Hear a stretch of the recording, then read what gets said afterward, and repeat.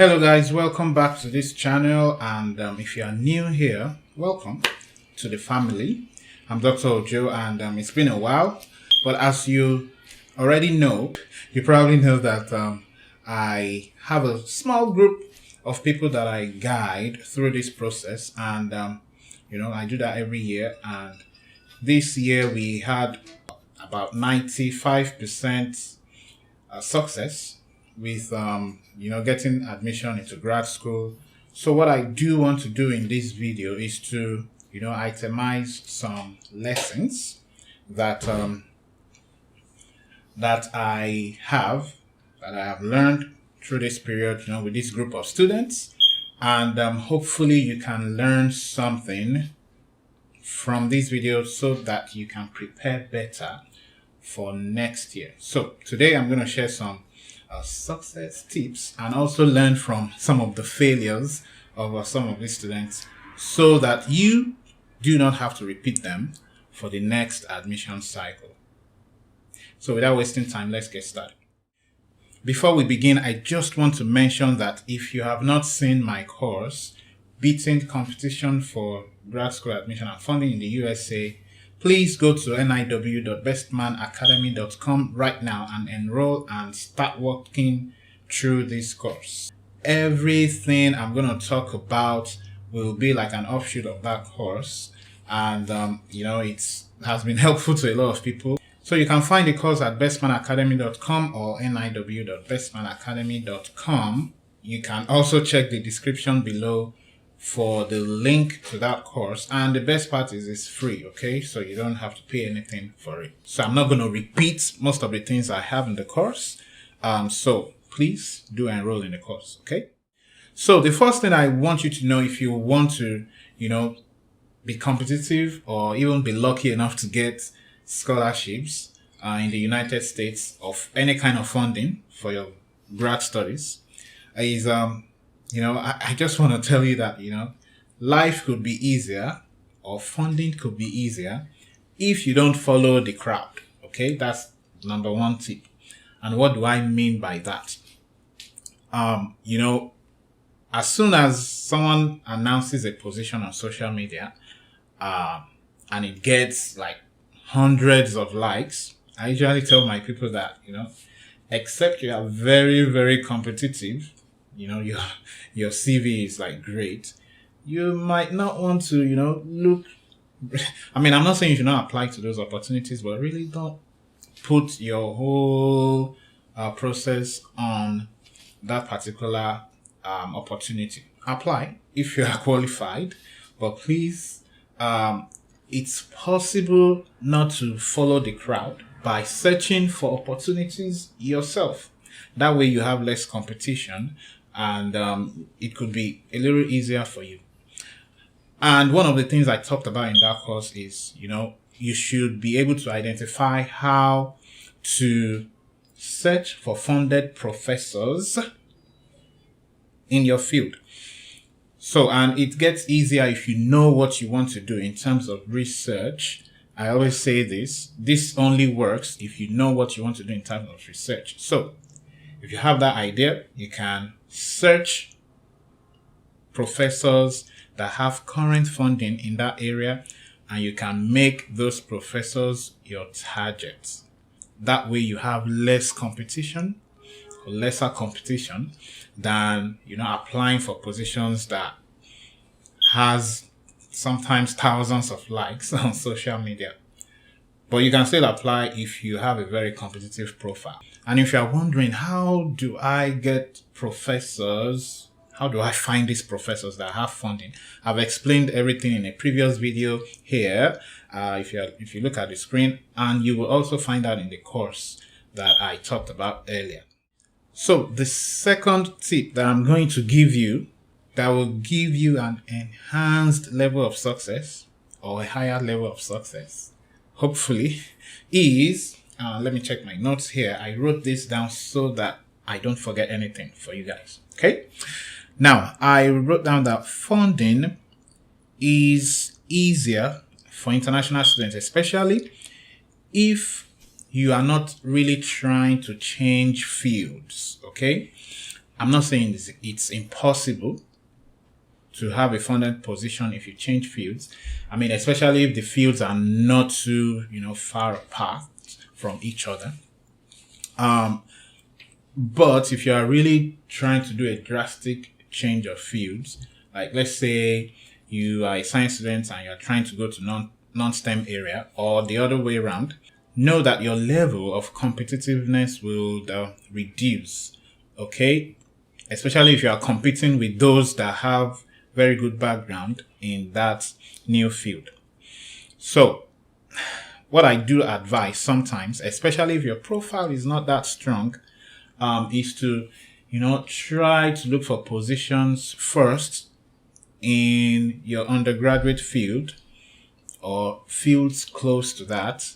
At least get something in that area first. And if you can get funded in that area, come to the US with that.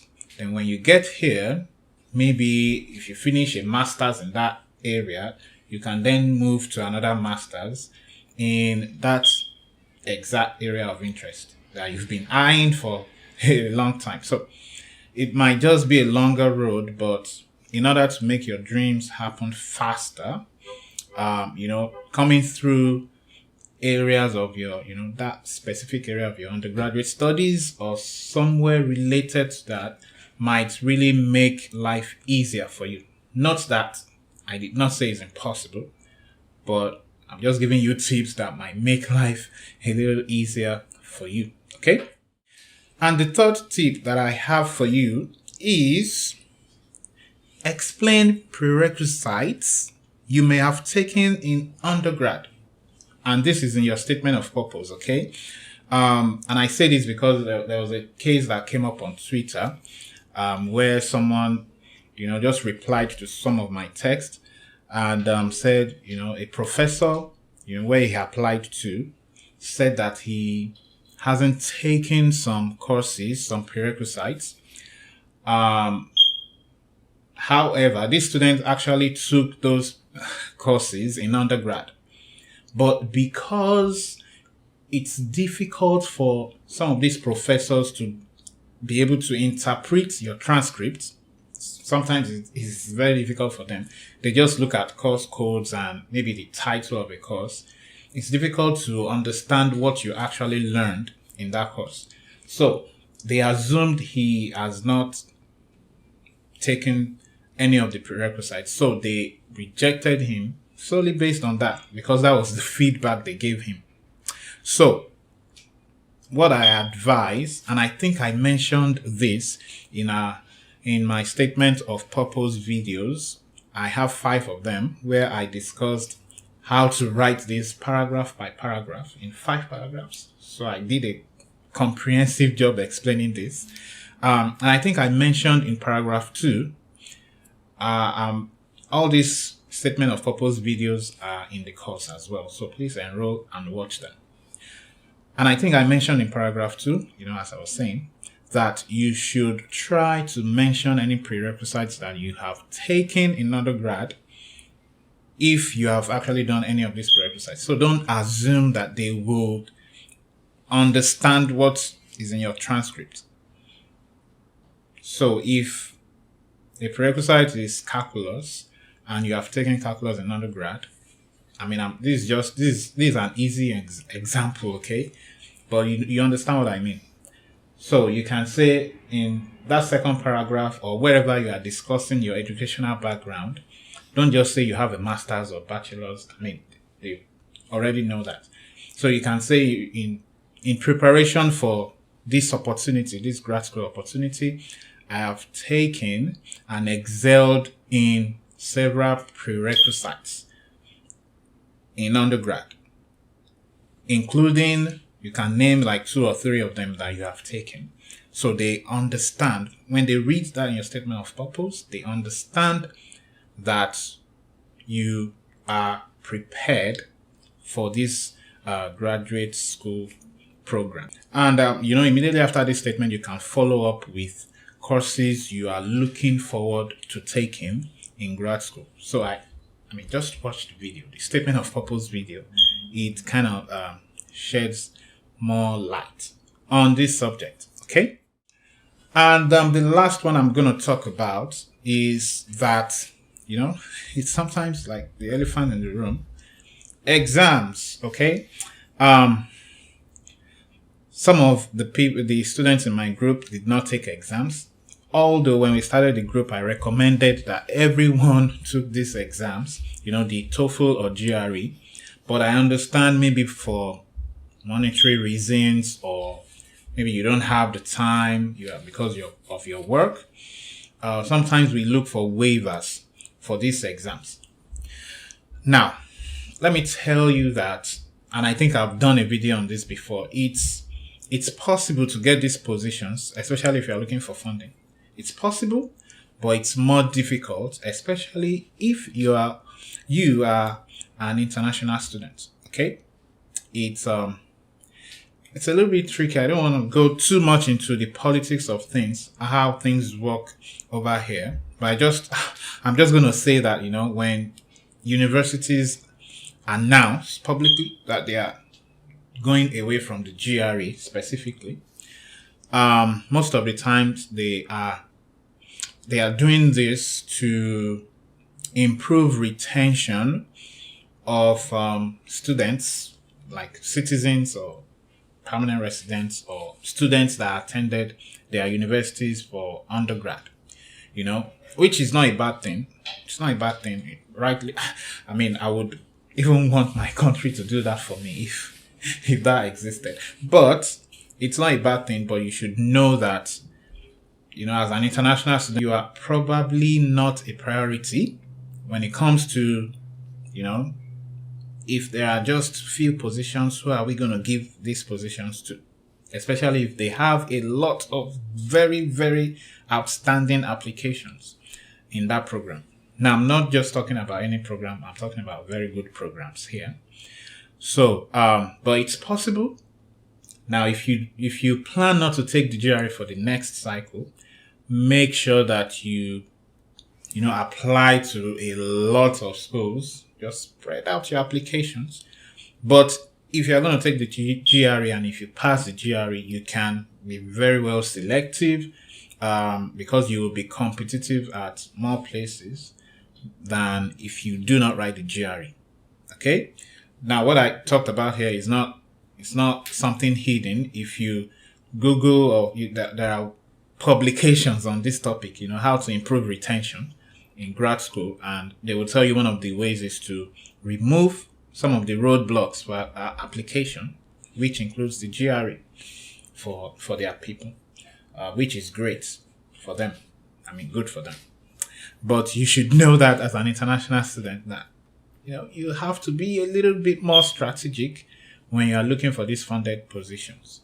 So, and I can tell you that most of the people in my group that got admitted but did not get funded were people that did not take the GRE. Some of them got funding without the GRE, but for the most part, people that just couldn't take the GRE for one reason or the other did not get funding, although they were admitted, which showed me that, you are good enough for admission, you are good enough for the program, but because funding is limited, I mean, we are just going to give it to certain group of people, because if you are not qualified, they wouldn't admit you. But know that funding is not unlimited. And because they removed some of these roadblocks, more people can apply, including people from their vicinity would apply for these positions, which makes it more difficult for you as an international student to get these positions. So you may increase your chances next cycle, if you try to take some of these exams. And that goes for TOEFL as well. I don't know if I have time, but let me tell you something about TOEFL. In most cases, you can get waivers, especially if you are from English-speaking countries. Like Nigeria, I know a lot of people look for waivers, which is great. I encourage that you look for waivers, especially for the English language. But you should know that in certain programs, where the teaching assistantship might be the dominant form of funding that they give international students. If it's the dominant form of funding, they would want you, they will want to give these positions to people that have proven, that have evidence that they can actually speak or teach English very well. So if you get a waiver, I've seen this happen before. If you get a waiver of the English language and a lot more international students actually submitted an English test, because they have that evidence that they can teach, they will are likely to give those positions to people that have the evidence that they can teach, that they can speak the language. Okay, it's just how it is. I've seen that happen before. So, think very well before you make those decisions for the next cycle.